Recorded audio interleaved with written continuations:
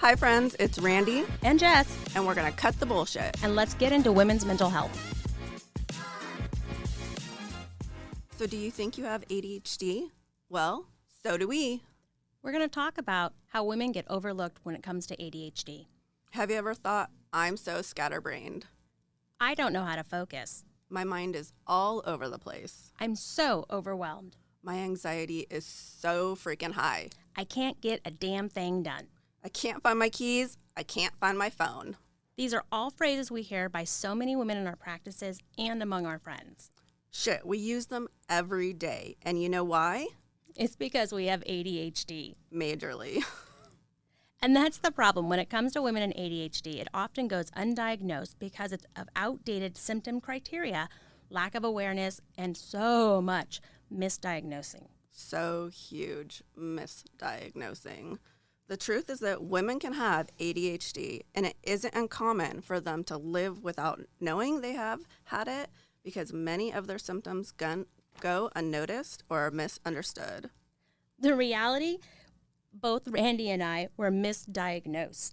As practitioners, we miss the signs as well. Yes, we are both therapists, and we miss our own signs. Yep. So it goes to show you how little ADHD is known in regards to women. No wonder practitioners, therapists, etc. miss all of these signs. So I did some research, and I saw that 50 to 75% of girls go undiagnosed. So what is that saying to us as women? One, practitioners, therapists, psychiatrists, all of us, we don't know enough about ADHD, and we don't know how it manifests in women. Yeah, so why are women so often missed with this diagnosis? Well, I'll talk about how I got diagnosed. My daughter's ADHD, know that, got her tested, great. I was having anxiety. I think I was 42. I was having anxiety. I went to my purse to get my little happy anxiety pill and accidentally took one of her ADHD pills. And I thought, oh, crap. Well, because, I don't have my glasses on. I can't see crap. Yeah. And then I thought, oh, shit, I'm going to die. I just took her ADHD pill. Let's see what happens, right? Either it's going to be a really bad trip or it's just going to be an interesting experience. Within 15, 20 minutes, my whole world just went whoosh. And I thought, okay, I'm no longer anxious. I feel pretty focused. Crap. I have ADHD. I was 42 and a therapist for 10 years? Yeah. So same with me. I was diagnosed at 40. So what happened was that I thought my son is so ADHD. I need to get him diagnosed. And he was falling a little bit behind in kindergarten. And I thought my dad's ADHD, my son's ADHD. He got his diagnosis and I was like, wait a minute. I do all of these things. I fidget. I can't sit still. I don't have focus. I was very, very academic, but it was still very hard for me. And so that's why I was missed, because I was high performing my whole life, but it was always a struggle, always a struggle to be that high performing. And so when I finally got on the medication, I was like, oh my gosh, all the puzzles in my brain started fitting together. And it was my brain kind of congealed and actually became one. I could think straight and see things in a way I had never saw them before. Yeah, it's really interesting when I spent the first 42 years of my life being ADHD, not being diagnosed, and then all of a sudden being diagnosed.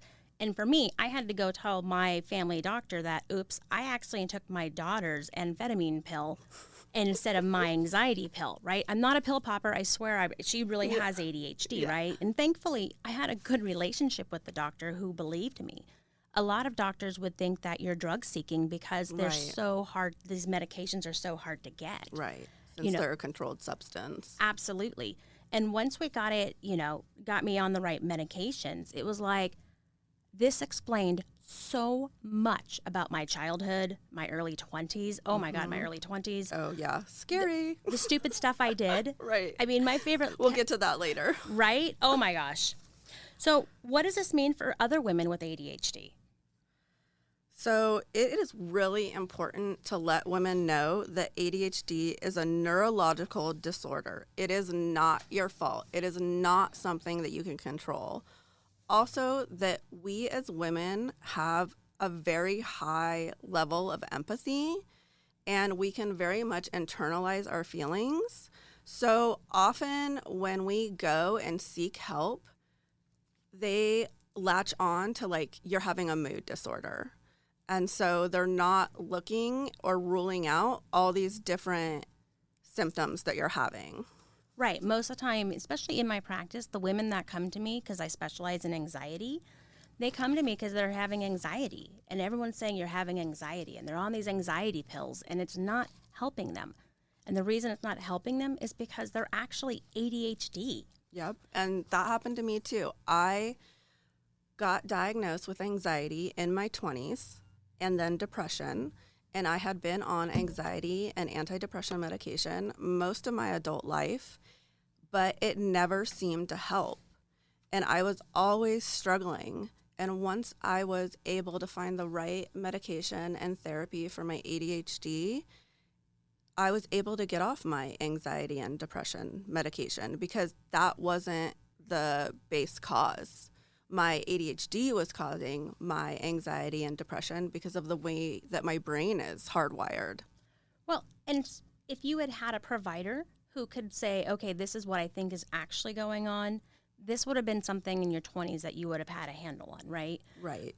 But it's important to also kind of like pinpoint here that ADHD isn't a choice. It's not like you say, hey, I'm going to have a mental health disorder, or, you know, it's not something that you can change by just being more organized.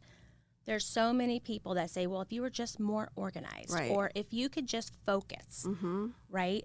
It's not a character flaw. It's having a condition, and it doesn't mean you're lazy or undisciplined. Right. And I always felt that about myself too. I was always so frustrated because I was never organized. I could never keep track of things. I was always losing things. Like, I didn't always hear like the full picture when people were talking to me because of my symptom of being inattentive to things. And it just made me feel like a failure over and over again. I would try to implement different organizational skills, different tools, different planners. And I was like, why does none of this work for me? Like, I see, picture perfect, organized houses on Pinterest and Instagram. And I was like, I cannot achieve that. Like, why? And like, I felt like a failure because like I kept trying and trying, but it's like my brain did just not think that way and just did not see things that way. Well, and my thing is I'm always late. I was late to the studio today. I'm always late. And when I first met my husband, we have this time thing, right? Like for me, I'm saying I'm leaving at 2 o'clock. I'm gathering up my shit and trying to get out the door by 2. Mm-hmm. For him, leaving at 2 means he's driving down the street. Right. And so we really had to merge our time thing because for me, he's driving off without me. And so that's part of my ADHD, and he doesn't have it. Yeah. And it's interesting to see like how other people who aren't neurodivergent like us like operate, and they expect that of us, and we have come to think that we expect that of ourselves because like that's what we see as mainstream. But I feel like we need to be a lot gentler with ourselves with that kind of stuff. And I've learned to be more accepting of what I thought were character flaws, but they're just who I am. Because like you, my friends used to say, oh, we're on Randy time. Like they would tease me. And like, I would just be like, yeah, because I would always be late. Like I could never be on time. Like I literally have to like, if I need to be on time, like I need to be ready like 2 hours like before I need to be someplace. And it's just good to know that when you have ADHD, it affects the way you think and process information. And sometimes it's just hard to understand time. We have time blindness. And we can live in our head like a lot of the time with ADHD. And it's okay. It's okay to be that way and to learn that that's normal. absolutely normal. And I want to go normal, funny, cut that out. Absolutely normal. And so what I wanted to also say is there's the difference between neurotypical and neurodivergent. We threw that word out. Oh, yeah. Neurotypical are mainstream people who do not have ADHD. Neurodivergent just means our brains think differently. That's typically people who are ADHD or even on the autism spectrum. Yes. Is neurodivergent. So ADHD is real. It has some serious consequences for women, and some of these consequences are things like Randy was talking about, right? Lower self-esteem, higher levels of anxiety, experience of depression and moodiness. Oh my gosh, you were talking about being on depression meds and anxiety meds. Yep. Most of this will lead to negative impacts in relationships and even in careers, because Lord knows I can't do an 8-to-5 job because I'm never going to be on time. Right. Never. Feeling a lack of control over situations, right? Having a difficulty coping with home life. Oh my gosh, if your kids are ADHD, yes. And we both have, I have 2 ADHD kids and I'm ADHD myself. And Jess also has an ADHD daughter. So we're in the thick of it. Absolutely. Absolutely.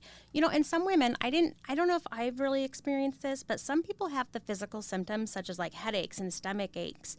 I do get the sleep problems where like my brain doesn't shut off at night. Yes. And just keeps going and going and going. I get that too. Yeah. I used to say like my mind is like a stock market, like ticker tape that just like goes and goes and goes and goes. And I didn't realize like that wasn't how everybody else's mind worked. I was like, I just can't shut off. Like I have to read for like 1 or 2 hours at night to like slow down and like relax because it's hard for me to shut off my brain. Well, and I call reading my ginger. Whenever I call it, like, when you get sushi, you have ginger to kind of cleanse your palate. Oh, yeah. So whenever I read, don't judge me, I read really crappy stuff at night. I read trash. Okay. Like trashy romance. Yeah. Trash. I need something to, come down right. off of all the work that I'm doing. Mine's usually like murder mysteries. Mm-hmm. And so I call it my ginger. It just kind of gets rid of my day and changes it so I'm ready to sleep. Yeah. So... Well, and I think you and I have 2 different types of ADHD, right? So I just wanted to go over those because not everybody is familiar with that. So there's 3 types, really. Right. There's ADHD inattentive. There's ADHD hyperactive / impulsive. And then there's ADHD combo, which is both. So which one are you? I am definitely inattentive. Okay. So what does inattentive what is some of the inattentive?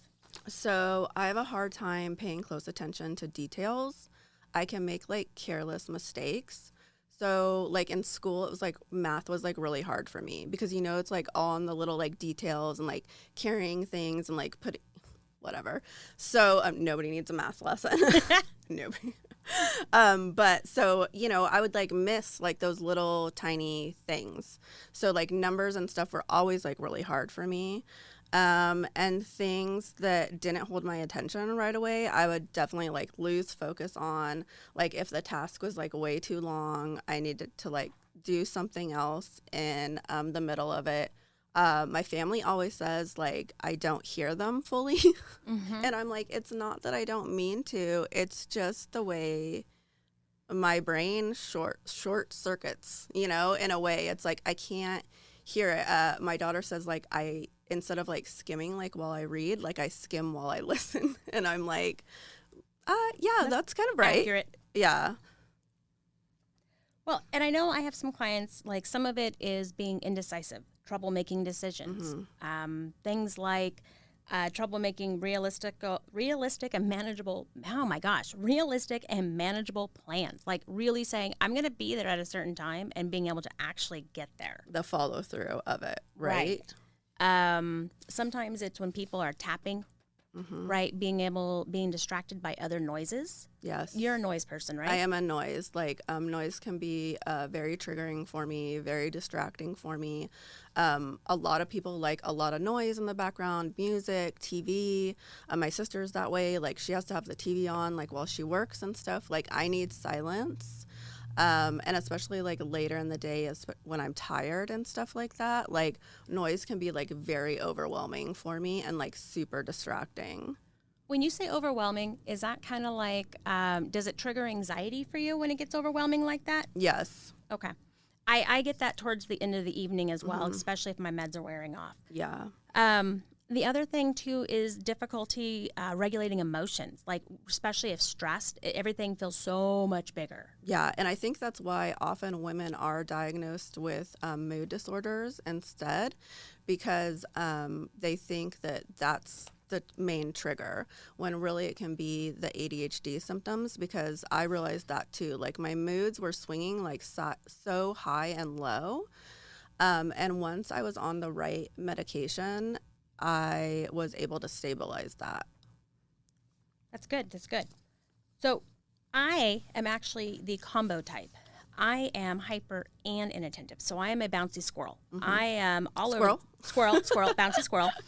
I am hyper. I like to do projects in my house. I am queen of projects. Never finishing. You are always remodeling your house. Remodeling, changing. I probably have a carpet in my car right now that has to go back because I couldn't figure out which carpet I wanted. Very indecisive, all over the place, bouncing, starting projects, not finishing projects, which is my main thing. I'm a pile shifter. I shift different piles, so I clean one area, another area gets messy. I do that too. I have what I call dump areas, where I just like dump everything. My family calls it like mom's piles or whatever. Yeah, mom's piles of shit all over the place. Or I used to have like a doom drawer or like a doom closet that I would like shove everything into, and it's like, don't open that drawer or that. And then I never think of it again. If I don't see it, it's not there. Like you have very much like time blindness and almost blindness to disorganization around you. I call that my Monica closet. Do you ever see that Friends episode where Monica's like, don't go in this closet? Yes. I have a lot of those. Right? 2 junk drawers in the kitchen. Yeah, absolutely. Yeah, and same thing with like crafts and stuff. Like I'll buy all the craft supplies. Yes. Like that's my hobby, and then like not actually follow through with them, or like I'll do one and then think like, oh, I'm going to do like cutting vinyl today and making t-shirts, and then tomorrow I'm going to do crochet. Like I don't know. I just collect craft supplies apparently. So do I. We should go crafting. Yeah. Or at least shopping. At least shopping for crafts. Yes. I am a craft supply shopper as well. I could do any project, but I don't. Right. So some of the hyperactivity impulsive symptoms that we see, they're less common in women because women typically will internalize them or hide them better than men. One of them, obviously, is my talking excessively. Having a hard time during leisure activities. Oh, my gosh. My daughter is both as well. And during movies, I can't see a movie with her. We just cannot go to the movies. You know what? Maybe I am a little bit of a combo, too, because it's like my husband is always saying, like, I cannot watch a movie with you and our daughter because we will, like, make commentary, like, back and forth while we're watching it. And he is like, OMG, stop. Like, and I'm like, you don't have to watch a movie with us. We like this back and forth because it's like stimulating to us for that. Well, and that's one of the signs, right? The other one is restless. I don't sit still. Like for me, a movie, we talk about a movie, I usually pause 3 times and get up and go do something else. I can't watch a full 2-hour movie in a row. In a theater, drives me bonkers. Yeah, for me, I realized too, like when I was connecting the dots, like with my son and like how hard it was for him to like sit still just to like eat, let alone do homework or like be in the classroom and stuff. I realized that as a woman and as a girl growing up, I had really internalized all of that restlessness and started thinking back, like I used to tap all the time and move my legs all the time, and I would doodle all the time while I was like in the middle of school. I needed those breaks, those fidget, that movement stuff, but I didn't know that it was okay to do that because I was like, I was like a people pleaser, so I was like, you need to, and we used to get in trouble, right? For talking too much, moving too much. So like you almost become fearful of doing those things like as a girl. And so I would just like try to control like my body and my movement while I was sitting like in class. And I can look back and see that now. And now I have, fidgets and like a fidget desk mat and stuff that I can stand on when I work. So I've learned to like utilize that stuff for good and that be okay with it. But I see like how it was like as a child and how I try to control it and internalize it. Well, and I was recently cleaning out some boxes at my mom's house of all of my stuff from childhood. Mm-hmm. And all of my report cards going back to like elementary school said things like, Jessica talks too much. If Jessica could stop talking. Right. One of them, my third grade teacher even said, Jessica is so pig-headed. I mean, pig-headed on a report card back then. I mean, granted, this was a long time ago. But still in black and white. And like, that's something that you have still carried with you.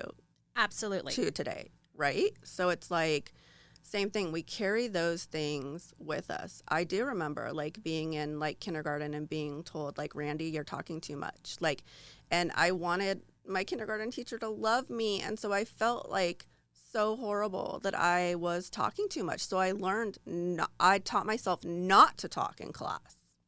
So I think you went the people pleaser route. Mm-hmm. I think I did the opposite, which was more the no bullshit, screw you route. Yeah. Right? Because I'm like, I'm going to do my thing.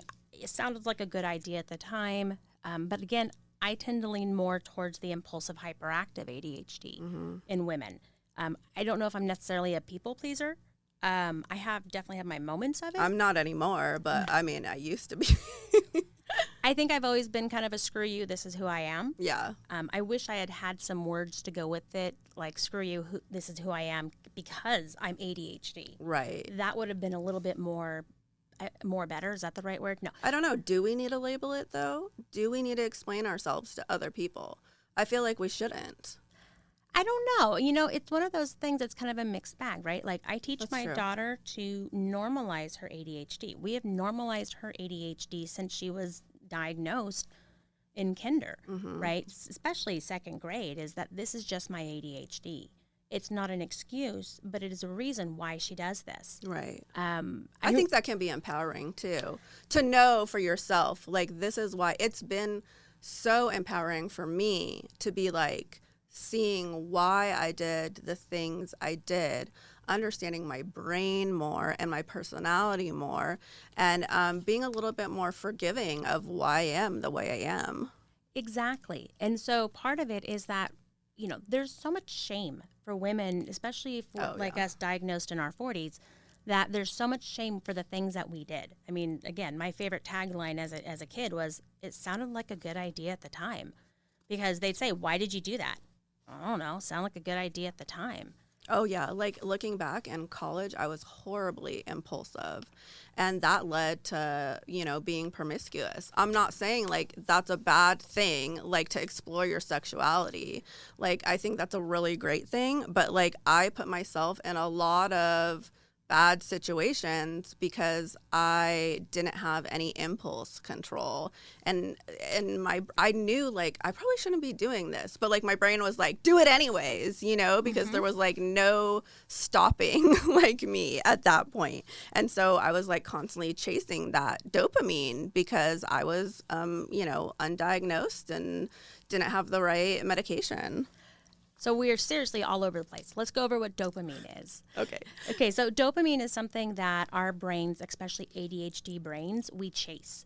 There have been things like dopamine diets. Those things consist of like bananas, chocolate, right? Those are things that are like quick things that help our brain. It's the instant gratification and satisfaction of needing the quick fix, I guess. It's like a quick fix, which is why a lot of ADHD also go towards you know, drugs, alcohol, those kind of impulsive Yeah, you're things. chasing a high, basically, because your brain is wired differently and you need more stimulus, like constantly. And so you're seeking an outlet for that. And, you know, it is very common, though, to be fearful of medications. Yes. And I was, too. I was very nervous to have my son go on medication. My daughter... Once we started connecting the dots, we saw that my daughter was, you know, ADHD too, because I was like, wait, my kids are just like me. And then, but I was nervous to put them on medication. And it's okay to be nervous. It's okay to question it. It's okay to research it. But once I was on medication, like, it was like all these wires in my brain, like, connected. But sometimes it does take a while to find the right medication. too. It does. In fact, I was laughing. I have a little baggie. I must have 10 different little bottles of different controlled substances at home. Don't say that. I know. I'm actually waiting to take it down to the, where you give back the pills to the cops thing and they destroy them. Yeah. I've got them ready for that. I think there's one coming up here pretty soon. But like when we decide to put my daughter on medication, I mean, even as a therapist who recommends medication, I cried. It was such a hard decision to put her on medication because it took us 3 or 4 times to get the right meds. I mean, one of them, it did this thing where it dumped out of her system, and by 5 o'clock, she was this really grumpy bear. Oh, that happened with my son too. Like, he just hit when he was trying the medication at first, and he just spazzed out. And I was like, oh my gosh, what's happening? I was freaking out, and I was like, what did I do? You know? That's called rebounding, though. Right. And I knew that because I'm a therapist. I feel bad for parents who don't know this. Right. And then we tried another one, and it gave her restless leg syndrome. And this poor thing, she was second grade. And we're sitting there, and she was like, Mom, there's ants in my bed. And I'm like, no, baby, there's not. I didn't know what was going on. The next day, I'm getting my hair done. I mean, literally highlights, tinfoils, all this stuff. Tinfoils, all this stuff. And I get a call from her teacher's personal cell phone that says, hey, she's having a really bad experience. And you're like, oh shit. What? Oh shit. And she goes, she thinks there's bugs on her legs. And I was like, I'll be right there. And I ran down. And literally, she's like, this girl is tripping. Well, and you know what? I tell parents all the time, if you're going to start meds, make sure their teachers know. Because had that teacher not known, she wouldn't have known to call me. Right, exactly. So I just said, hey, she's having a bad reaction to medication. I'll be right there. And this poor little thing, she went there and went into the nurse's office and took off her pants and was like, I'm not wearing those pants anymore. Whatever was in those pants, she was like, nope, toss them, Mom. I'm never wearing them. Right. And thankfully, there was some pants she could wear, but I was like, okay, we need to switch this. This is a bad side effect. Yeah, and it's important to know if you do have a provider and they're giving you medication and stuff like that, that they are on the same wavelength as you. And if you are having symptoms, you can call them right away. Absolutely. Find out what's going on and decide if you need to change that medication. A good provider, yes, therapist, primary care physician, your neurologist, psychiatrist, med management, whoever, they should be like, we do not want you having symptoms like this. Yeah. So if you do, call us and we'll get right on it, change it. Don't wait around if you're having symptoms and stuff like that, especially when you're an older woman and you're in the middle of things working and it's and you're having this symptom and you're like, this isn't right. You can't, don't leave that stuff unchecked. Well, and don't wait 2 weeks, because Right. they're going to check up in 2 weeks. Don't wait 2 weeks. Recently they had me try Adderall. I tried it for 2 days. And I'm like, no, this stuff is brain foggy. I don't like this. Oh, that's right. You were over at my house the first day you were on it. Yeah. And I could totally feel it coming in and out. And I'm like, I don't like this. I'm going to go back to what I like. It's fine. I'm not going to try it. Yeah, exactly. And when I first started medication, I started a very low dose and just worked my way up every couple of months so that I didn't have any huge what's the word I'm looking for? I don't know. Inflections. Swings. Yeah, swings. Reactions. Yeah, reactions. And that, so I could pinpoint stuff, if it was happening and if the medication was right or wrong for me and things like that. So, yeah. And so there's lots of things to consider when you're seeking treatment. Like we were saying, you need to find a provider who is familiar with not only ADHD, but the symptoms you are having. So absolutely. And we threw out a bunch of different names earlier. There's so many different routes that you can go. I always tell people, start with your primary care provider. They can help you get started. However, they typically only have the basics, right? They have the idea, they can give you some medication. You can also go to a neurologist. A neurologist can help you. They can do the testing. They always also want to do sleep testing. You can go to a psychiatrist. Your psychiatrist, they're harder to get into, But they are the people for the medications, Yeah, right? and I feel like I skipped because I had been misdiagnosed by so many primary care physicians. I was like, I am going to somebody who this is what they do 24/7 is deal with medications, because there are so many medications out there. And even us as therapists, like, we know that it can be really overwhelming to understand all the different drugs that are out there. So I'm going to go to somebody that has the education and the background and utilizes this on a daily basis with people, so they know all the nuances of what this medication does, how it can look like, what symptoms it can create, if any. And so I went straight to somebody that dealt specifically with ADHD and medication management for that. So a psychiatrist or their physician assistant. Psych. Right. It's just sometimes people have a hard time getting into them, They do. depending upon where they are. And that's why I always say start with your primary care, but that it doesn't have to end there. No. And as we're talking about medications, a lot of people are so against medication. There are other options.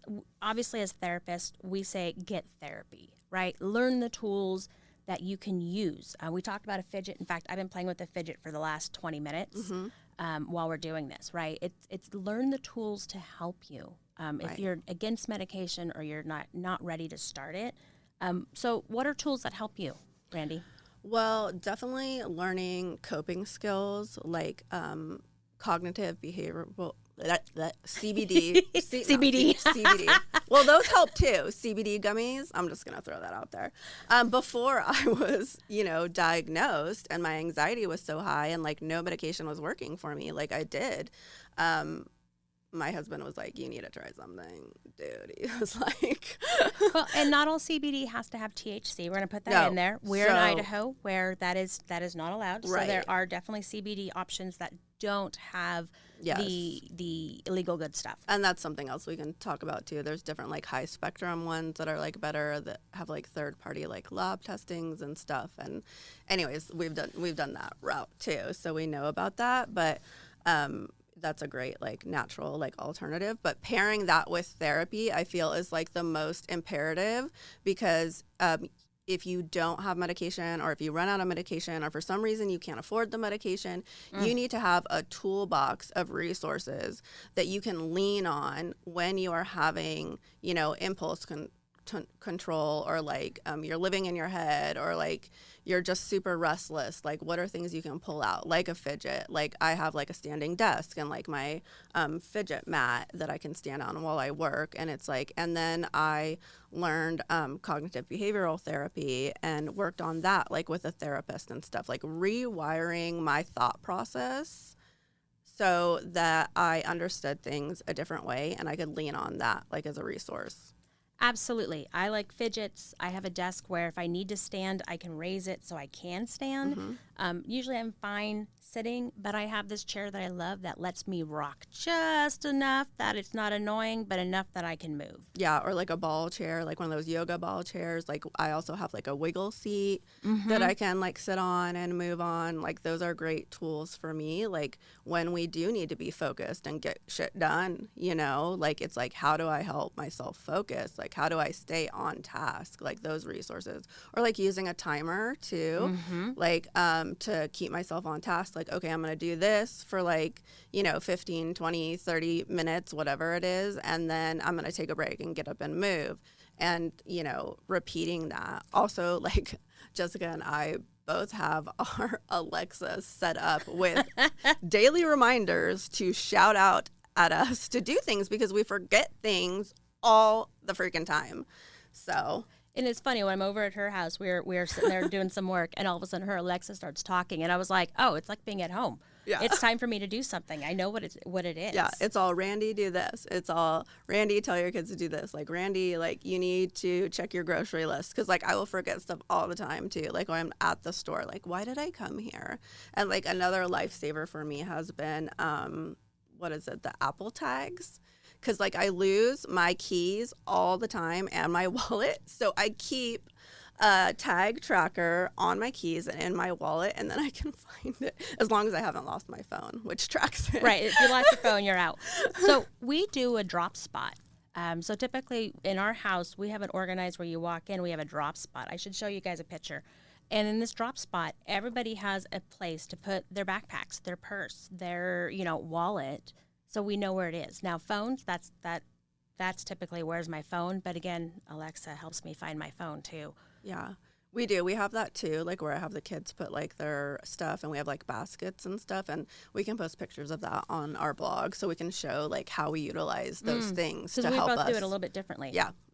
Yeah, and that's okay. You can do it whatever way works for you. You just have to keep like trying different things and being kind to yourself while you're doing that, because my inner monologue to myself was like not kind over the years, over like, why can't I do this? Why can't I, find things, like, why am I so disorganized? Like, why am I this? And it's like,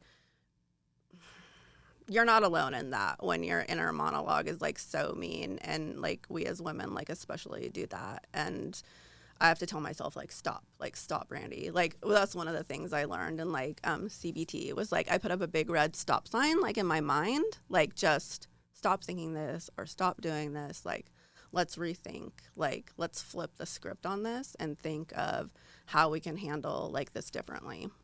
Well, and that's why I like the daily affirmations, right? It is so hard, especially for most of my clients. The "you are worthy" is one that most people cannot tell themselves. Just "I like myself." Oh, I like myself. I am worthy of love. Oh my gosh. Giving yourself a compliment. How hard is that? We can't hardly accept a compliment from an outside source as women. And it's like, wow, like. Well, when we were doing our pictures for the website, I was like, oh, this is a cute one of you. And you were like, right. I don't like that one. Well, even when we were taking pictures and stuff, Jessica was like, I don't want to see any of them because I'll tear myself apart. Absolutely. And I was like, you look like so gorgeous. Like, are you kidding me? And like, it's so interesting, like how we do internalize stuff extra when we have ADHD as women, and that like our friends and family see us so differently, like so beautiful, like so wonderful, like so accomplished. And we're like, eh.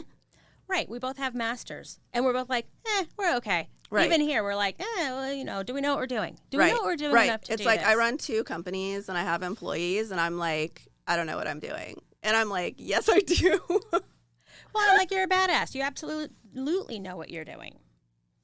Yeah, we both do. But it's like hard as women. We just don't give ourselves enough credit. Well, and that goes back to some of the things I kind of wanted to like redo and like go over. I want to actually listen to this, have women, I can't talk today, oh my gosh, have women listen to some of these things that come up, because women with ADHD, we present differently than boys and men.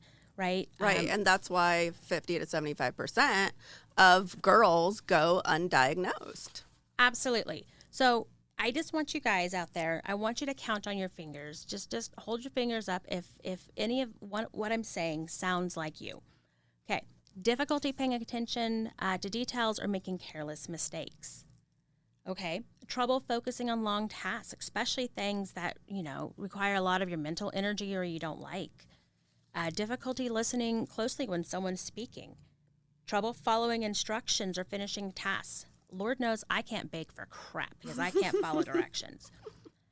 Difficulty with organization, right? It could be cleaning the house or, organizing your bills. Yeah, I hate cleaning. Right? Frequently losing your shit, like your keys, your wallet, or Randy's phone. Oh, yeah. And back to the bills, too. Like, in my 20s and early 30s, I was horrible. I saw a bill, I just set it down, and I would forget about it. It wasn't like, and it affected my credit and stuff like that. Absolutely. Easily distracted by, unrelated thoughts or stimuli when, like, I don't know, you're middle of having sex and all of a sudden you're like, oh, I need to think about this. Yes. You think like, oh, wait, that's not normal. Like that I'm like making a grocery list while I'm having sex. Right. Like, no, that's not normal. And this is why we're all over the place. Absolutely. Forgetting daily activities. Oh my God, I forgot my kid at school once when it was early pickup. She will never let me forget it. Been there, done that. Right? Forgot it. Trouble making realistic and manageable plans. trouble making decisions. That's that indecisiveness I talked about. Procrastinating, doing things at the last minute. Difficulty regulating emotions, especially when stressed. How many did you get on your fingers? Oh my God, all of them? All of them, right? Yeah. And so that's what I kind of did, like a self-test. And then I was like, okay, every single self-test like I took, and you guys can go to our website too and take like a self-test on there, but like was pointing me in the direction that I had ADHD and like I shouldn't ignore this. And like when I went to the psychiatrist, and he was like, oh yeah, like 1,000%, like you're totally ADHD. So it's important to like take those like steps. Like if you feel or if you think like you are having some of these symptoms, like take a self-test, then get tested, then do some reading on it, and normalize kind of like what is happening and what you're feeling, and seek therapy for it. Right. And you know, the other thing is I tell people, tell your family and friends that are close to you that, hey, I just got diagnosed, or I think I'm ADHD. Help them understand. In fact, you know, I'll post some links for the favorite books that I like to recommend, because this is part of it, is normalizing that you're not dumb, you're not lazy, you're not stupid, but you're ADHD and your brain works a little bit different than most people's, and that's okay. Yeah. And like maybe too, they could connect the dots too and be like, oh, that's why, you know, Randy or Jess is like this way. Like I see it now too. And like maybe if that's something that's like a frustration point in like one of your relationships too, like same thing, like normalize it and like give yourself like that leeway to like have them understand it and have you understand it. Absolutely. Drives my husband nuts that I have to watch TV and play on my phone at the same time. Oh yeah. Absolutely. Or mine's always like, put your phone away. And I'm like, there's like lulls in the show. And it's like, I need to keep doing something like in the process. Or it's hard to sit. And if I can play with something, then I can sit and watch TV. Right. Then you can fidget and you can relax a little bit. Or mine will check on me and go, hey, Jess, the oven's on and you're in the garage. Right. Are you cooking? I'm like, oh, crap. Yeah. I was, but now it's burnt. Yes. Oh, thank you. Let me go grab what I was actually going to do. Yeah, done that. Like I can hop from like task to task to task, and it can like make it like really hard to like finish something and follow through. So yeah, constantly having to like, I write myself like notes all the time. Like do this, stay on task. Right. Alexa's like, hey, are you cooking? Right. Yeah, I'm cooking. So I really want people to remember that ADHD is real. Right. Right? It is not your fault. It is something you're typically born with. It is something that's neurological. Like Randy said, it probably runs in your family. Yes. Right? It can also coexist with anxiety and depression, right? Because I know, Randy, you talked about when you said you went on ADHD meds. Same for me, that most of it went away. Yeah. It doesn't always go away. No. Friends, they like to hang out. Right. Yeah, they do. And it's like, well, especially as you get older, like I'm heading towards, oh my God, like premenopause. Oh, girl. And so my moods are starting to swing again. And I was like, okay, I thought I like had this under control, but I'm realizing like that's like a hormonal thing, but we'll talk about that some other day. Oh my God, that leads into like PMDD and all the other stuff, and that is a whole episode itself. Yeah. PMDD and menopause with ADHD is just so special. Right. There's lots of co-occurring things that can happen when you're ADHD, and they like to hang out together and cause lots of issues. Well, they're friends. Yeah. They're like, you know, the friends you shouldn't hang out with. Right, exactly. The bad influences. Well, and you know, people think that when you get older, we talk about being older, that your ADHD should go away. It doesn't go away. In fact, it sometimes gets worse as you go into different hormonal changes. Yes, and that's definitely something to be aware of, is that, yeah, it can get worse. Right. And I think like a lot of times, like I thought like, oh crap, like I have ADHD, like how did I survive this long? And like worried about like my kids having it and like how it was going to impact them. And I felt like so negative about it. And I was like, wait, no, like this is a superpower for me as a woman. Like, and like, how do I harness this and use it? And move forward, like knowing I have this and use it for good, because it's like, you know, like same thing, like I was always like procrastinating stuff, and that's fine. Like I just learned like I'm better at doing things last minute, and that's okay. It is okay. There are other opportunities. I'm There are. laughing. There are other She's ways like- to learn that, right? Taking a final and studying the night before, that is definitely how I got through most of my grad school. Right. But yeah, I mean, there are other ways and other tools that can help you. So I really want people to realize that, you're not alone. Women are struggling with this daily as we speak. And really, I think we don't think that our struggles are actually problems because we're like, no, it's all me, it's internalized. But once we realize that That's it's true. a problem, then we can acknowledge it and then start to work towards it. Right. And I think like we have a lot of blindness to our symptoms because we are taught or shown like in society that ADHD is for boys, like ADHD is like super hyperactivity, like that it only looks one way. And it's important to know, especially in women, that it just looks so different for us as a population. Absolutely. And so, and in fact, let's post that. We'll post that on our website, unapologeticallyrandyandjess.com. And we'll do like a quick link so you can look and see, is this what my ADHD is? And then this way, you know what? Print it, take it to your doctor and be like, hey, I think I checked some of this stuff. Can we look at it? Yeah. And if you're nervous, like we can put bullet points up of like things to say to your doctor. And I feel like it's really important to kind of like stay on task when you do that stuff and be heard by your Yes. practitioner, doctor, primary care, therapist, psychotherapist, whoever you want to call. But advocate for yourself and be very clear, like, this is what's happening. This is how I feel. This is what I want to know. And so we can give you like a little like a bullet point to like, okay, cover these topics like with my provider to make sure that I'm getting the information I need to find out if this is or is not happening. Facing these challenges head on can bring about major changes in the way you live day to day. Those changes will make your life so much better and make you feel better. And it's time to do some self-care and take care of yourself. Yeah, it's life-changing. And it can be really hard to make it a priority. I know like as a woman and like as a mother and as a business owner, like I often always put my health and my mental health on the back burner. Yes, even as a therapist. Oh, I know.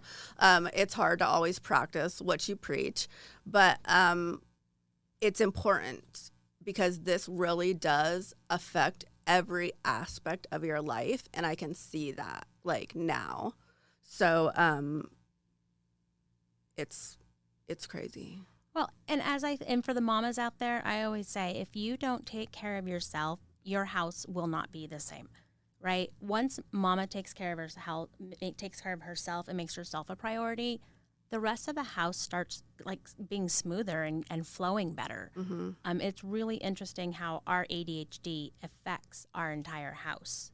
Right? Yeah, definitely. And like even if you don't have ADHD, like that's just a great life lesson like overall that like when you are happier and healthier and more centered like as a woman, like I feel like then you're able to give more to other areas of your life. Oh, friendships, your relationships, Right. your family, Marriage, your community, your partner. church, all of it. Yeah. All of it. Whatever it is, like when you are feeding yourself, then you're able to feed those other areas of your life.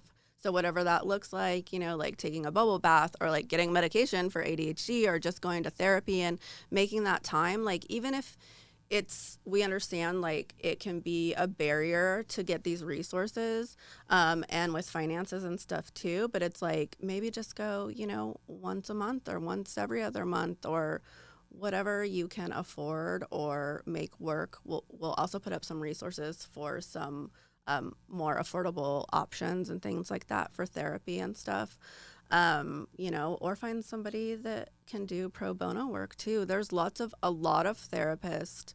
I know I personally like do too. Like I reserve a certain amount of therapy sessions per year that I can give to somebody who is struggling like financially. Absolutely. Absolutely.